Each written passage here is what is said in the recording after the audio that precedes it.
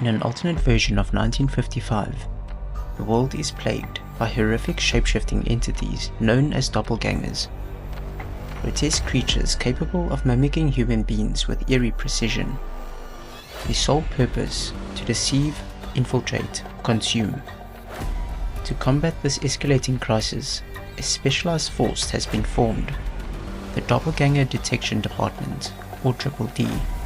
Each building now hires a doorman, a highly crucial and extremely dangerous position. These doormen are the last line of defense between humanity and the doppelgangers.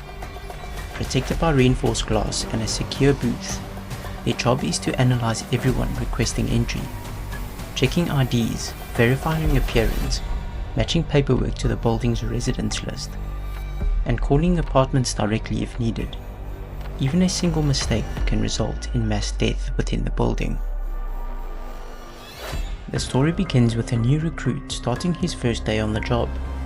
With almost no training, he's shown a brief instructional video introducing him to the D.D.D. The video explains the threat of the doppelgangers and how they nearly perfected their mimicry of humans.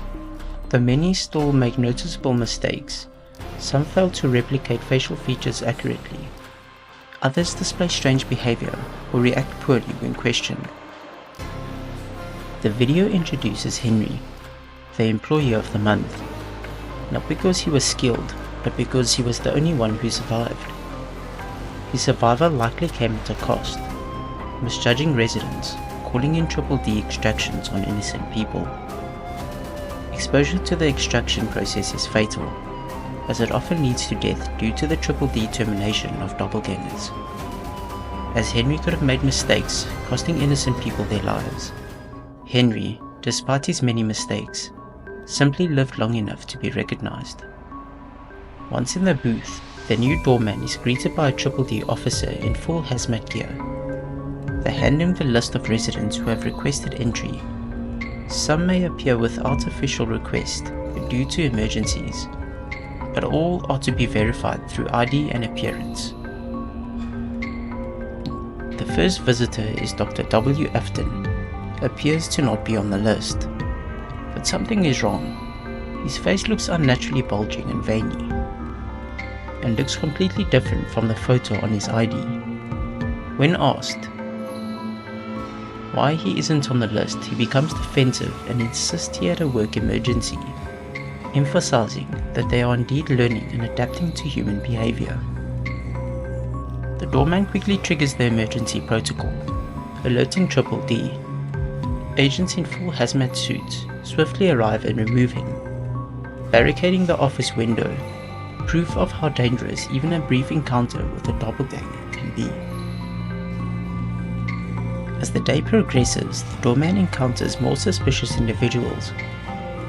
One particular chilling moment comes when a person who is on the entry list and also seems legitimate in all other ways, decides for a tiny mark on his cheek. He breaks character when denied entry due to this. The entity reveals its true monstrous form and speaks with bitter resentment, declaring that D.D.D will never stop them, and that it's already too late for humanity. It hints that their presence is growing, their goal inevitable.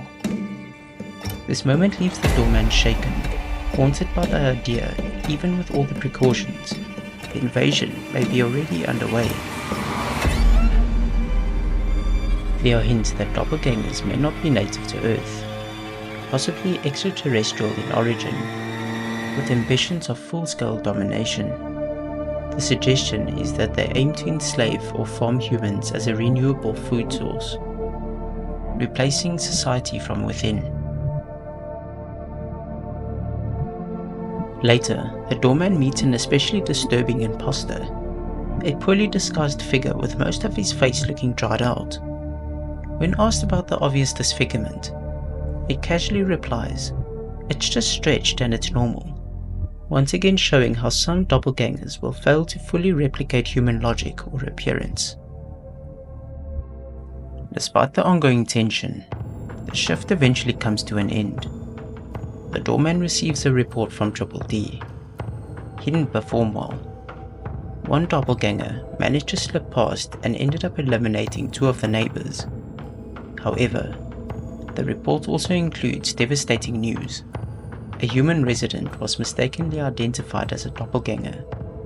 This person was extracted and later confirmed to be human during an autopsy. This moment crushes him with guilt. The realization set in. A single mistake in either direction, letting in a monster or removing an innocent, can lead to death.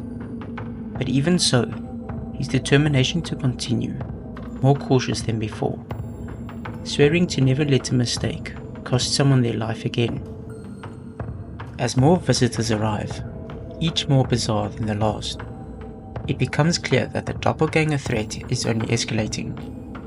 Some claim alien-looking eyes are normal, others excuse the deformities as normal. Some of these creatures are accurate, with Nelly letting one of them in only to call the room to discover all the residents are in fact within the apartment. What's more disturbing is that the D.D.D seems desperate. The new doorman was hired with almost no experience and given just a short training tape. This implies that most trained staff have already died, a losing battle that's only buying time. Every doorman stands alone against an enemy that is learning, adapting and growing in number. In a world where asking the wrong question could be fatal, how long can people continue pretending life is normal? How do they go to work, shop or travel? That's the true horror of That's Not My Neighbor. The creeping dread that we've already lost and we're just not ready to admit it. That wraps up our video. What do you think? I'd love to hear your thoughts, so drop a comment below and let's keep the discussion going. If you enjoyed the video, don't forget to give a thumbs up and hit that subscribe button. Stay tuned and turn on notifications so you never miss an update. Thanks for watching, and we'll see you in the next video.